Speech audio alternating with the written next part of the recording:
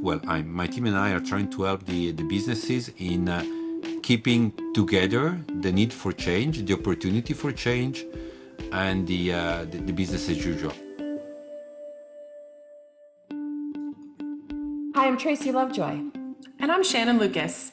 We are the co-CEOs of Catalyst Constellations, which is dedicated to empowering Catalyst to create bold, powerful change in the world. This is our podcast, Move Fast, Break Shit, Burn Out, where we speak with Catalyst executives about ways to successfully lead transformation in large organizations. And today I'm thrilled to have Matteo Cattaneo. He is the Group Chief Transformation and Services Development Officer at the Reale Group.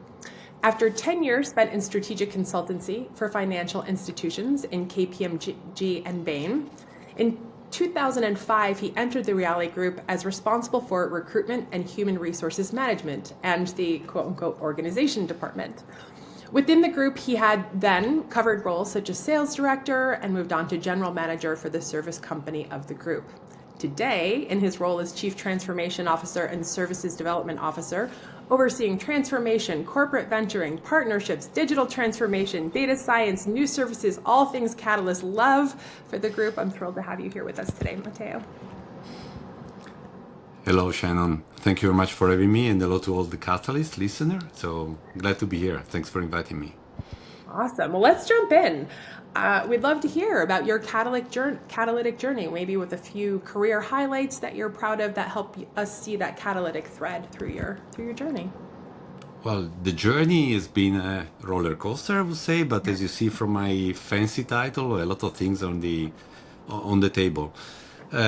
Jokes apart, I would say I'm so lucky to work for a kind of really extraordinary insurance organization, which has a long heritage. I mean, we have almost 200 years old. Okay, so it's a long journey, and from a transformation point of view, this is both a fascinating point, huge amount of value created in these 200 years to be safeguarded and to be grown, obviously in the future, but also an amazing challenge. I mean, as you can guess, 200 years is from a point of view of mindset, is a lot of legacy to be changed. The journey, I would say that the journey for me has been, from a transformation point of view, interested maybe by some key steps. Maybe I can share some of them, and we can delve in if you want. Perfect. The first one I will put on the table has been the choice to bring our board of directors. It was 2017 in Silicon Valley. This experience has been very useful. I would say that we planned for everything for it, but I would say with insight has been very useful. And it basically sparked internally a kind of a change also from a top-down perspective, which was very, very important for enabling all the rest. I think that without that, our jumpstart would have been way slower, way slower. A second moment, very relevant for me, has been basically the first steps we move into a transformation, which have been together the launch of our innovation lab. We call it Lab 1828. So it's our internal innovation lab for fostering innovation. I can describe it later if you want, but also the corporate venture capital world. For both of them, we suffer from a clean sheet of paper at the time, just to be really frank. A very steep curve of learning, but very, very useful for creating good seeds that eventually paid off quite handsomely, I would say, internally. So our retrospective is certainly positive on the side. I cannot mention a third topic, which is artificial intelligence. I mean, basically the speed by which it entered our agenda, all of our agenda, not just in Reale, I think it has been amazing. And the quantity of stuff to be done, but also the results that we are achieving with this technology is certainly important. It's certainly a game changer. So I would say that AI has introduced itself into the agenda of transformation, and it's certainly taking a lot of chunk of focus on our journey. If I can mention last topic, maybe last step of the journey, is what we call the ecosystem strategy.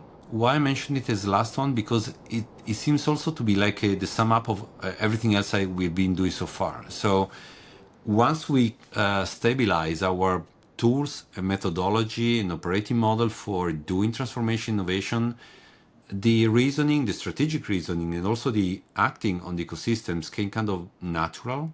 And we started to build on this kind of approaches. In particular, in our groups, we're focusing on two ecosystems. But apart from the choice of the ecosystems, I would say that the objective of the ecosystem themselves are kind of results of the rest that we have been making. These steps, I think we can measure as a key KPI I would share maybe with you in terms of results is that these steps have been mirrored in our strategy. So for us, the fact that in these last years, within our strategic plans, innovation became from kind of something behind the next hill to something incorporated and intertwined in the strategy is very, very important. We've been working quite a lot also on the change management perspective. Our objective was not to build another mothership, but to evolve and modernize our mothership, which is obviously kind of difficult journey, long journey. So we've been working quite a lot on the corporate culture change. Not everything went well according to the plan exactly the first step. Don't take me wrong. So it took some rework every now and then on this. But I would say that at the moment, we are still on a journey where we are innovating without modifying our DNA, which is, I think, it's a positive KPI. And finally, just to close up on this, maybe I would mention that for us, has been, for me, especially in my role as well, but I mean, none of this would have been happening without a clear-cut vision and sponsorship by our CEO. Vision and sponsorship, which is luckily still there in our journey. But I would say this is a really kind of prerequisite. Without this, it would have been almost impossible to do most of what I mentioned. There is so much I want to unpack. Yeah. I just been summarizing. Sorry about the. No, it's great. It's great. But before I do that, I'm curious, like how, in your own words, like how has being a Catalyst executive helped you achieve this success? The position I'm covering now, and I've been covering for last years, have been to try to be really impactful. If I can say, I would say that my job as a transformation is to be an agent in our group, in Reale Group, for accelerating transformation in action, not just transformation. And to transfer, topics of transformation and levers for transformation into action, that's a more complex activity. I am patient. I have to be patient. But I mean, resilience apart, it's a journey that it entails, I would say, different kind of perspective, not just skills, really kind of perspective. So I have to be lucky enough to work in an environment which certainly I contribute to build, but I'm not the only one, which is an environment that it's ideal for, for innovating and for change.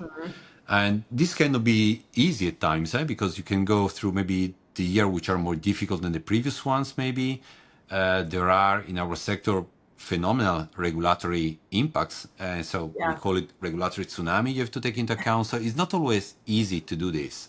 Yeah. What's helping me, I think, in this endeavor is to work in the group also in many other areas, quite a lot on the business areas as well. So a deep understanding of what is our business or businesses.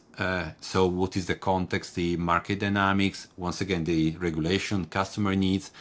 I think it's important for design, for being accepted more than for designing proper solution. Okay, so you can speak the same language, and also the other colleagues of yours can better, rely on you when you're suggesting the stuff. As an executive, I'm quite in a good position to have many dots to be connected. And I'm very fond of the position that the more the dots, the more likely you are to connect them, okay? Or if you look in the opposite, if the dots are very few, good luck in connecting them. So my position is a one position where I can look at 360 degrees a group, okay? So I've got a very good perspective across a wide spectrum of situation, which is, I think, is important. And this enables me to better do the job and to propose ideas, to connect one area to the other, one data product to the other. So to do an horizontal perspective of the of this doing. Communication, I would say 3 times. So communication, communication, and communication. So it's this is very much in line with my CEO approach. We're doing a lot of communication. So my effort, and sorry, just a small parenthesis, but whatever I mentioned to you today is done not just by me. It's not me myself. It's me in my role and my teams. So we are engaging ourselves quite a lot in communication, which is awareness, it's education, it's engagement. I think this is very, very, very important. Never stop learning. This is true for me, for my teams, and I would say for everybody. Continuous learning is what we mentioned today, as you know. So it's we have to be big learners. I'm also a fan of managing a fantastic trade-off between very well understand something and having a better transversal knowledge. I think what paid off in my job has been to deliberately understand little of a lot of many things, I would say, and then delve into the specific topics where you want to delve, but not to focus too much on a specific topic. Otherwise, you lose the broadened perspective. And this, once again, we go back to the topic of connecting the dots. I think it's we have to be translator. So we have to be the bridge between opportunities of change and the business, especially, I would say the current business. I wouldn't suggest to expect the business managers to be automatic themselves translator in this aspect. So we should be helping them, and more than helping them, we should try to forge with them partnerships. Because to change something which is, once again, we've been operating successfully for 200 years, okay? So the reason why for a change has to be a big reason why. People have to rely on you, trust you. And so whatever we as transformation teams bring forward has to be solid and trusted by whatever we have in front of our people, okay? So it's important. I would say beware of the hype. In our job, we are, let's say, the front runner facing whatever nice is coming to our desk. And in the last years, we've been seeing quite a lot of stuff that eventually was just an hype. So one thing is to handle this kind of trends in an innovation lab. There is more freedom to, play with them. The impact is just up to the pilot. So you're not scaling up stuff in an innovation lab. But when you start to measure yourself with scale ups, then you have to be a guidance for the group in order to filter what is just a hype or what is in fact a trend that you should be tackling and addressing and managing. I think this is important because if you do too many missteps, and they can happen, you lose the loyalty of the people you're working with, which is I think it's important. If I can call also for other catalysts, because this is a big question mark we have now even more than before, is are we moving within specific domains and topics at the right speed? I mean, let's take AI, for example. Okay, obviously, nobody is telling everybody to what they're doing on AI, which it's understandable. But internally speaking, the question is: are we doing enough? Are we moving fast enough in this kind of topics, or not? Because this is I would say, something for us which is very, very, very interesting. So, these are the key steps, I would say, the key aspect from being an executive and looking for that. Do not forget that, once again, it's a set of team and people that are doing this job at transformation. So coaching them and having them growing professionally, especially internally to the group, it's very, very relevant. We have a kind of deal with the HR department. We've been having this deal for quite a while now. We are a kind of place where we nurture new talents for the future, new manager for the future. And so we try also to safeguard also the professional journey of these people, because many of them, not just some of them, many of them would like to go back into kind of a normal business life. but after the experience they're making with us, if they're successful, we're trying to help them to grow maybe more quickly than what have been otherwise the journey. How do you identify the people to participate in those activities? We are we don't have a clear filter, to be honest. We tend not to let's say exclude anybody. Most of the people that join us in different, okay, sorry, first of all, it's better to say that if you talk about specialties like data scientists, well, you have to know the work, okay? So Yeah, yeah, not yeah. anybody can do the job. But if you talk about roles that are more kind of manageable, like for example in innovation lab, we tend to involve different people from different geography, different gender, different age, because obviously there the biodiversity is, I mean, it's very valuable. It's very Totally. valuable. Few people decided to say, I made a mistake, I prefer to go back. Very few people, luckily. The good thing is that, we're talking about fancy stuff, new ways of working there by design. So it's very easy for people to accept this. But we tend to have a diverse set of people coming into this game. Not all of them are willing to stay there, but we have a small portion of the people, say roughly 30%, that are willing to stay for good in this kind of job. And so we tend to have also different kind of personal path and professional path for them. Amazing. There's so much that I want to unpack, but I want to go back to sort of a fundamental thing that you started off talking about in your journey. You're working for a 200-year-old company. Yeah. And you're in charge of transformation, but you're also recognizing, I forget exactly how you said it, but it's like, the business still needs to function. You haven't changed the DNA of the business. A lot of our customers or just organizations out there right now are really trying to balance getting the fundamentals right again, while addressing that thing that you were talking about, the speed of change is ever accelerating. Yeah. And I'm just wondering how you're helping the organization navigate those two really important paths right now. Okay, first the premise, I'm a lucky guy. I'm working for an insurance group, which is, by the way, quite solid. Okay. So I'm working in a sector where we are not lacking resources for, let's say, planting the seed for the future. And being a mutual company, our perspective is not at the end of the quarter. Okay, we're not quoted. Okay, so, and our DNA in this respect is a long run DNA. So Nice.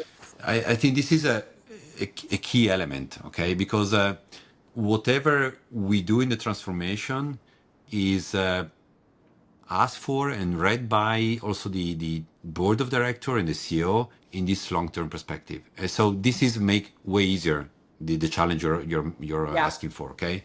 Yep. Having said that, there are challenges. Okay, I cannot say that there are no challenges to be faced. So it's difficult to balance the choices.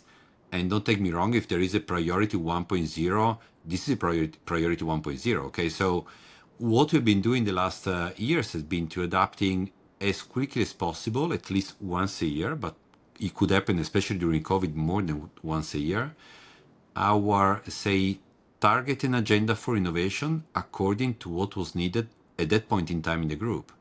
So just to give you an example, there have been times where we deliberately focus more heavily on Horizon 3 activities, while now, also because of the ecosystem strategy, we've been lower in this kind of mix of horizon.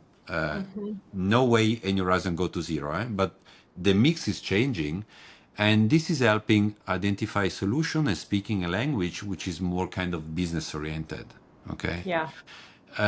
In addition to this, I would say that some stuff like AI in particular has been a fantastic bridge collapsing any kind of horizon. So, I mean, I found it very, very interesting. And now with AI, we are now in a situation where not only the demand side is way bigger in respect to any capacity we can deploy, but also the allocation of the budget is the business people bringing their budget for doing AI, which for me is a fantastic API. If I look backwards to the first, when we started, that we were saying, guys, don't bother with AI. We don't trust in AI. Okay. So I think things have been been evolving quite rapidly on there.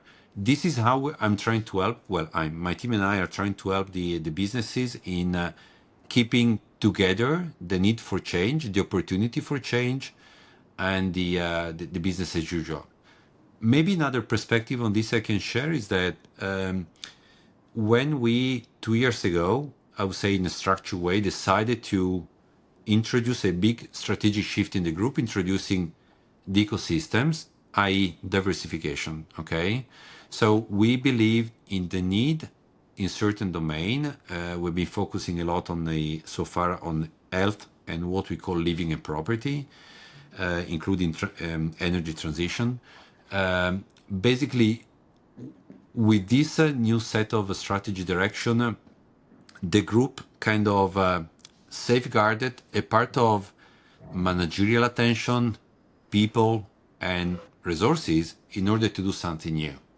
So in this second part, I don't have to keep this kind of balance. I'm more kind of an entrepreneurial challenge to be faced because we need to deploy businesses.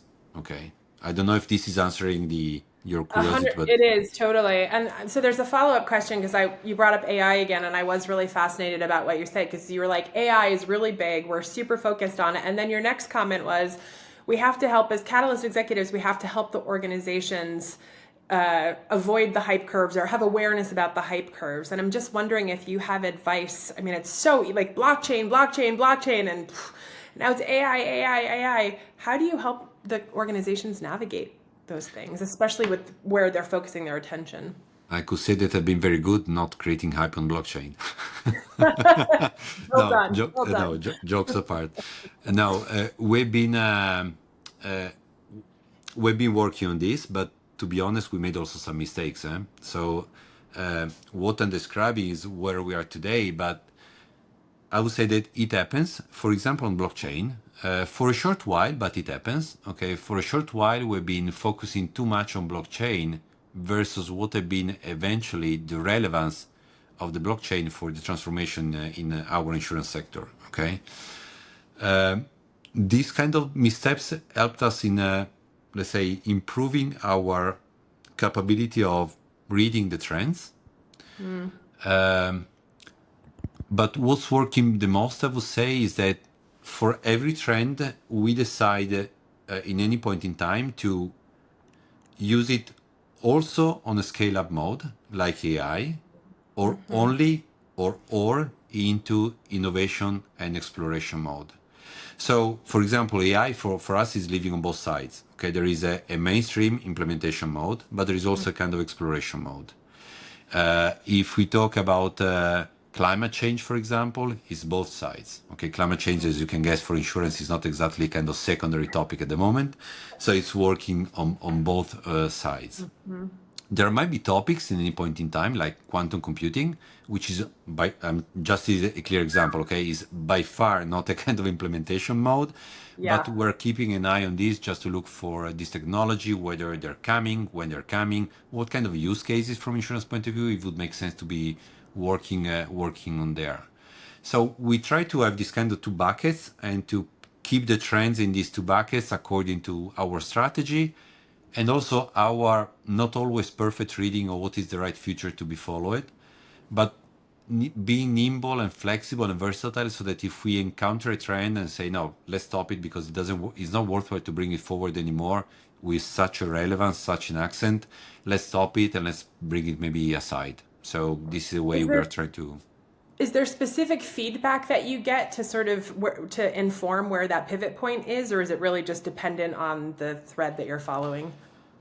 There are some soft skills, I would say, in this because I would there is no validation point in the market. Okay, so especially when you talk about something, I would say that my areas for transformation are kind of accountable for this and ask for gathering a collective thoughts on the trends so that we make a good synthesis for groups saying this is relevant or not. We crowdsource at least once a year some kind of comments and voting and ranking by more people than just the people involved in transformation. We use that part as well, but we use that more kind of for the basis of some workshop, for foresight maybe, but not very much for kind of filtering the trends. Because for filtering the trends, you have to be focusing on them a little bit. Okay, it's not just a matter of I heard about it and then Right, I right. like it or not. I don't like it. I love ChatGPT. Why isn't AI everywhere? Totally. Exactly, exactly. You've illustrated some, you've outlined some, but are there challenges that, maybe one or two of the biggest challenges that you faced as a Catalyst leader, and then maybe what helped you overcome them? And also you can share fails. Everyone always loves to learn from a fail. I guess this is a rhetoric question. Challenges in my job, I would say this is part of the game. One or two of the biggest ones. Yes, I still have a job and I still do have challenges. Yes, yes, yes, yes. It's challenges. Okay, maybe a couple of them. One challenge, which is relatively recent, I would say in the last 3-4 years, has been the journey toward the agile working way, agile methodology. As you can guess, but as many players in our sector are still working quite a lot, or used to work mainly in through waterfall methodologies. The journey from these traditional ways to the agile has been interesting and a roller coaster. And I would say if I go back and listen to the first concern raised by all other C-level in our group, were kind of, I smile at the moment. I would smile. So that has been interesting. How did we go through these challenges? We didn't grow as quickly as we wanted, okay, first of all. So the first ramp up has been slower than expected. We're now moving okay, but the first 2 years have been quite slower than we would have been expecting. We've been acting on increasing some kind of actions, the efforts on some action like education. After the first year and a half, we introduced heavily in our internal academy courses on Agile. This has been helping not very much addressing the managers, but especially all other employees, creating a good background. Okay, so a good playground to work on. Once again, communication. I would say that we did a lot of internal workshop on Agile, a lot of them. What worked the most was to showcase early success stories. Because I mean, the good thing of the Agile is that, and the outcome are very nearby in time, so they're quick. Okay, so it's good. And what worked very well at least in our group, has been not having people like me showcasing what was working, but having the business people, basically the PO, okay, so the product working and showcasing the value of this, because our internal survey on who was working on Agile is, guys, no way I go back. I mean, fantastic for me. Let's stick to this model. Now we're over the flex, so we are in a good position. But the first year has been kind of difficult. The other, I think, major challenge I cannot avoid to mention is AI, as I mentioned, because I mean it's fantastic the speed by which we're moving, but at the beginning AI was, what is it? So we had to start to build something, being careful, because I mean AI is a very powerful tool. We're now entering a zone where we have also a regulatory framework to work by, but Just going to ask, yeah. it wasn't there. So, Yeah. I mean, in our approach, we want responsible AI by design. Okay, so there are some topics like foundational AI, which have been where we have been investing heavily, but the people were not seeing this. Okay, they were just looking for the use cases. So we had to work on this kind of balance. The good thing is that, I mean, whatever happened also outside of our company has been helping us in raising awareness and the importance of this. Thanks God, GenAI came to us not many months ago, and this has been another booster in creating awareness and urging people, the business people, asking to do things. Now on this, we are quite well positioned from our perspective, let alone the question I posed before, as I mentioned, but we are working on basically with two streams. We have what we call corporate AI solution and use cases. So very structured use cases. That's where you need technical people, multidisciplinary teams, and so forth. But we're also building from a more democratic perspective, like consumer AI. Obviously, we're talking about Gen AI. And so Obviously, our Reale GPT, which is internal, Copilot, all these kind of tools are very useful for, in the other perspective, working, raising the activity and the effectiveness of the use cases. Do you have advice for, I mean, because it was particularly in the regulatory environments. I mean, we have a lot of customers like in healthcare and in the finance and industry, insurance industries, and the regulatories, they're really there. How are you keeping that space, especially for the consumer one? The corporate one, I get, like you guys will have like programs and, projects that you're rolling out, but for that consumer Gen AI, how are you helping the organization navigate that?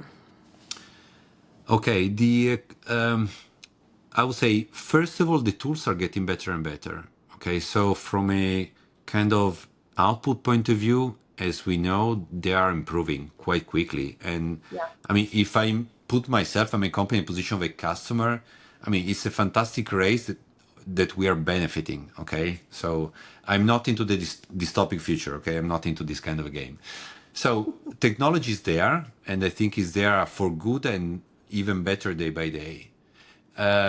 What we started to do was to start with a first set of 300 licenses of Copilot in our case. We've been actually, we received a prize in Italy because we're the first ones in the insurance sector to play such a structured game.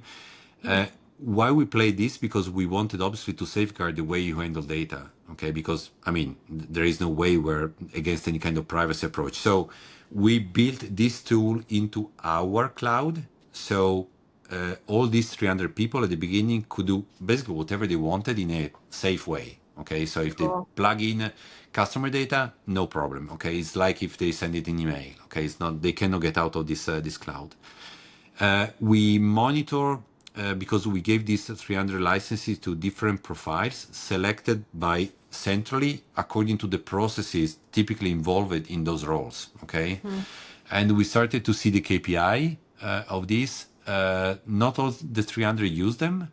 The people who have been using became quite quickly heavy users with a lot of satisfaction and improving also in the quality of inputs, prompting, but also in the output. And eventually, 2 months ago, sorry, we bought a big chunk of additional licenses. Now our installation is 1 out of 2 employees in the group are able to use this kind of tools as well. In parallel, we built a conversational GPT internal, always on our cloud, so that you can really chat like you do with the ChatGPT, with Gemini, with Claude, with the others, because you can build also on this tool differently from Copilot as well. I don't think we're going back on this. People are very happy. We are seeing people improving quite a lot in terms of productivity. Obviously, this is not the productivity HR is interested in, but this wasn't our objective. Our objective was to improve the capability of our employees to work better and to better understand the technology that will come into the game also with the corporate solutions, not just with the solutions. I'm curious, do you have a perspective on how AI might support Catalyst in the work that they do, creating change and transformation in large organizations? I use it. I use AI for my job. Yeah? How do you use it? No, it's. I mean, it's a tool which these are tools fantastic. I mean, AI is a fantastic tool for the value generation. Okay, so if we as a Catalyst help in implementing a valuable use case more than one less, I think we're creating a value and the payoff is there, not just from economic point of view, especially from a kind of a change.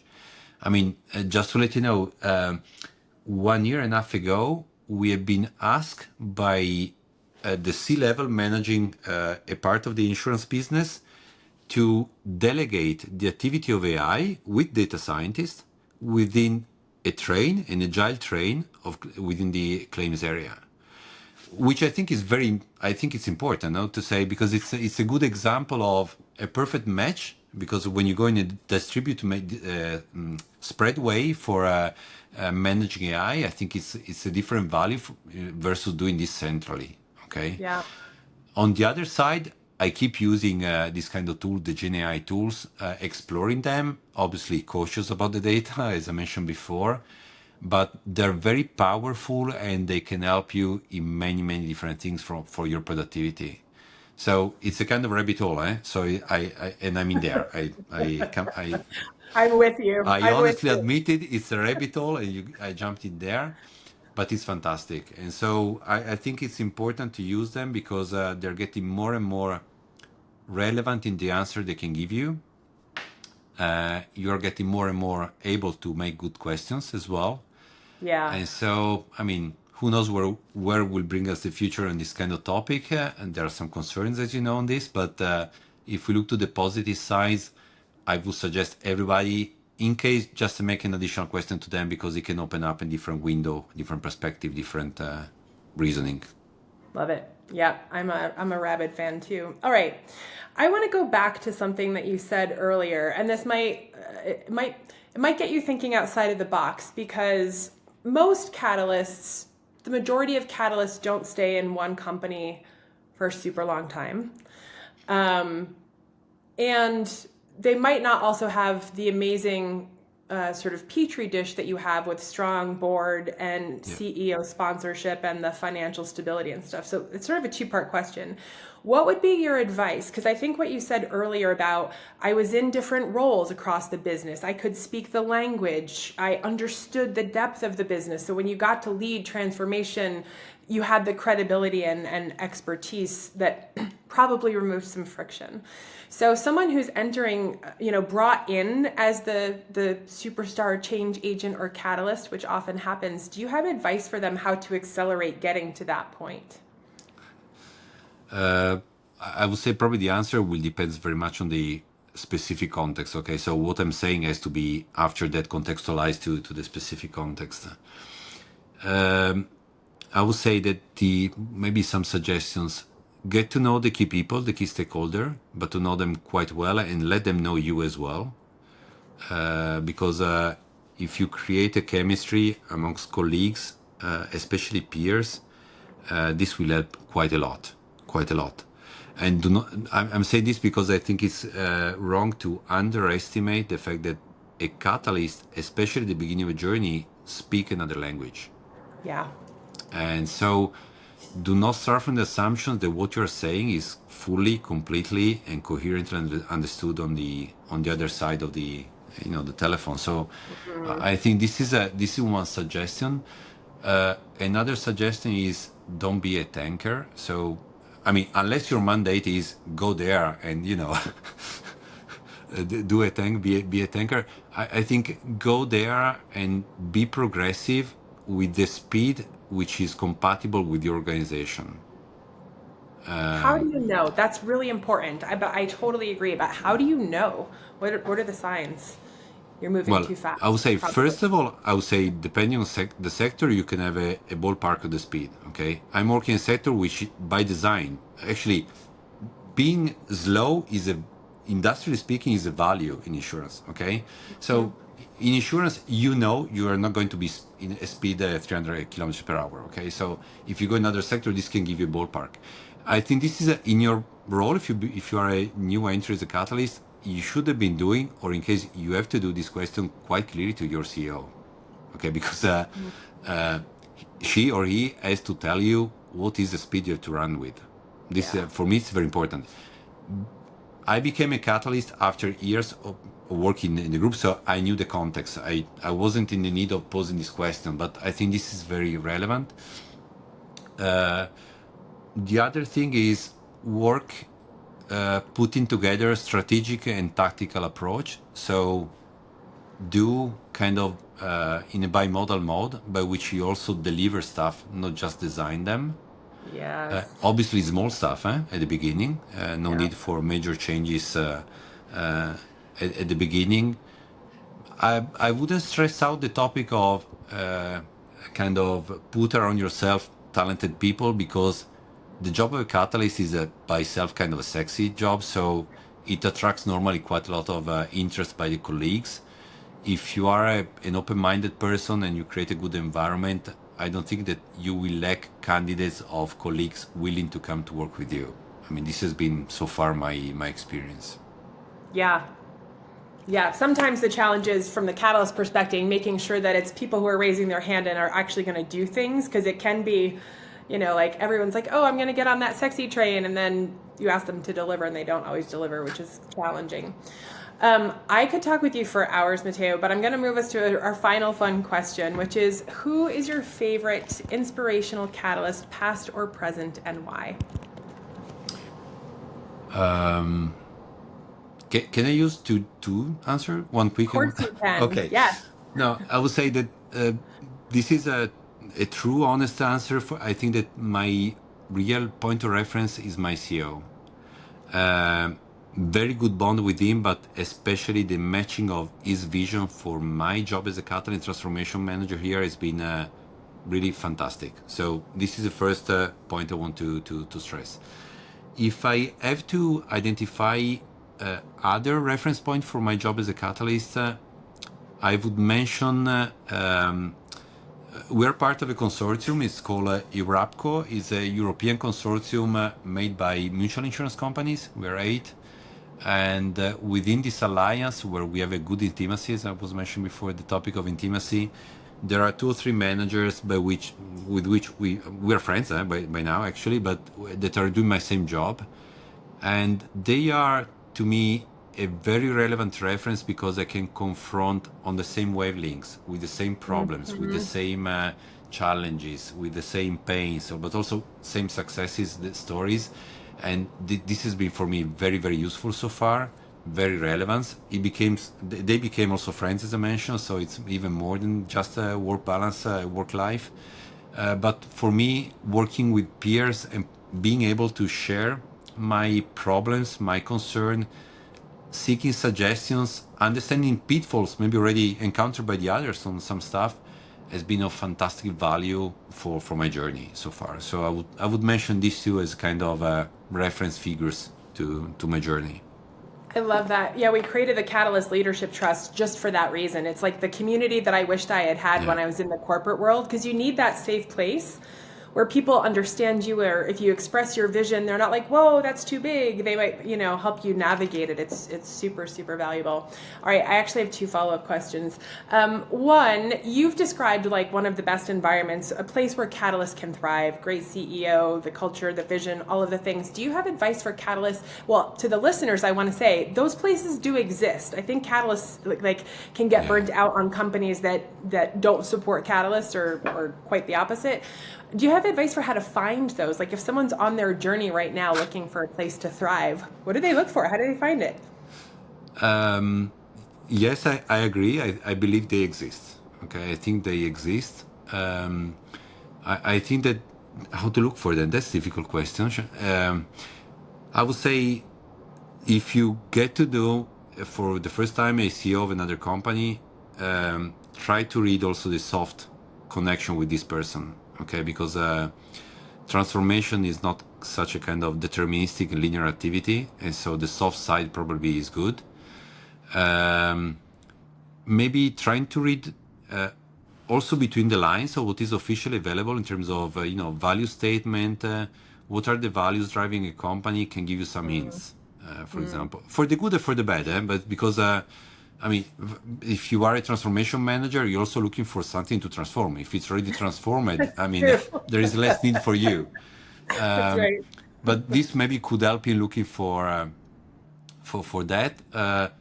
I'm very fond. I'm in love with the insurance sector, and that's why I've been working for many years in the insurance sector. So get also yourself driven by the sector you're looking for, you're interested in, because going in a sector you don't like only because you want a proper environment for becoming a catalyst, it's a choice you have to make deliberately. You have to be aware of it. That's super smart. Yeah. And it sounds like insurance, like being in telecommunications, you're like, there's sustainability, there's, AI, like there can be a great breadth there. Do you have a final piece of wisdom for our Catalyst executive listeners? Just enjoy the job of catalyst. For me, it's fantastic. It's fun every day, really fun every day. And I'm sure tomorrow will be even more fun than today. So it's... I always enjoy your energy, Matteo. Thank you so much. Thank you very much for having me. Thank you very much. And to our listeners, thank you so much for listening. If you'd like to know more about how to create bold, powerful change in the world, be sure to check out our book, Move Fast, Break Shit, Burnout, or go to our website at catalystconstellations.com. If you enjoyed this episode half as much as I did, take 10 seconds to rate it on iTunes, Spotify, Stitcher, or wherever you listen to your podcasts. And of course, if you have other Catalysts in your life, hit the share button and send a link their way. Thanks again.